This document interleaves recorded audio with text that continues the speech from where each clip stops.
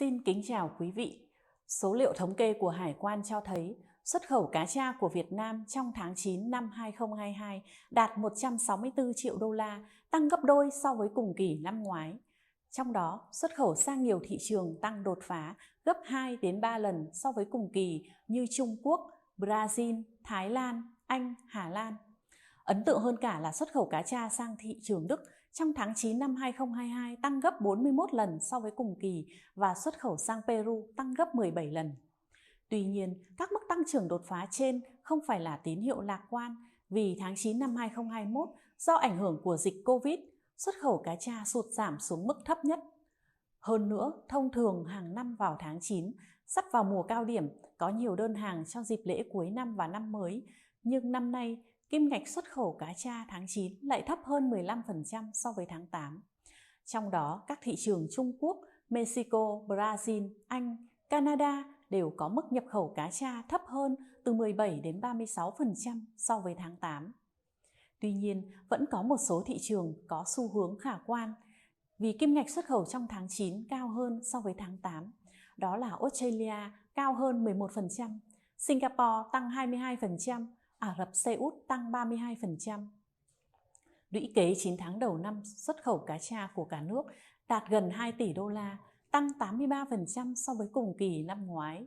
Trong đó, sản phẩm cá tra phi lê cắt khúc đông lạnh đạt trên 1,7 tỷ đô la, chiếm 87%, cá tra tươi nguyên con chiếm 12%, đạt 235 triệu đô la, còn lại là các sản phẩm cá tra chế biến chiếm 2% với 138 triệu đô la. Trung Quốc và Hồng Kông chiếm 30% kim ngạch xuất khẩu cá tra 3 quý đầu năm với 589 triệu đô la, tăng 111% so với cùng kỳ. Tỷ trọng của Mỹ có xu hướng giảm dần, chiếm 23% với 454 triệu đô la. Theo thống kê của Bộ Thương mại Mỹ, 8 tháng đầu năm nay, Mỹ nhập khẩu trên 96.000 tấn cá tra phi lê đông lạnh, trị giá trên 405 triệu đô la, tăng 26% về khối lượng và 95% về giá trị so với cùng kỳ năm ngoái. Giá trung bình nhập khẩu cá tra phi lê đông lạnh vào Mỹ trong 8 tháng đầu năm đạt 4,21 đô la trên 1 kg, tăng 54% so với cùng kỳ năm ngoái. Dù xuất khẩu sang EU vẫn tăng gấp hơn 2 lần so với cùng kỳ, nhưng thị trường này chỉ chiếm 8% tổng xuất khẩu cá tra với gần 160 triệu đô la.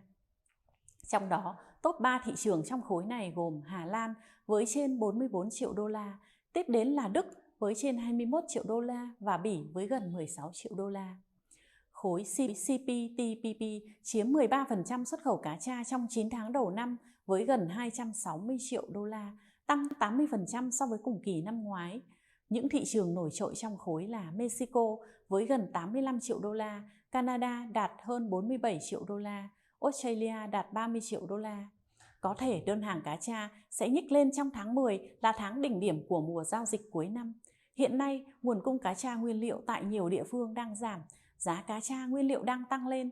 Hy vọng nhu cầu sẽ hồi phục và giá cá tra xuất khẩu sang các thị trường sẽ ổn định hoặc tăng trở lại để cá tra năm 2022 có thể về đích với kỷ lục xuất khẩu 2,5 tỷ đô la. Xin cảm ơn quý vị đã chú ý lắng nghe.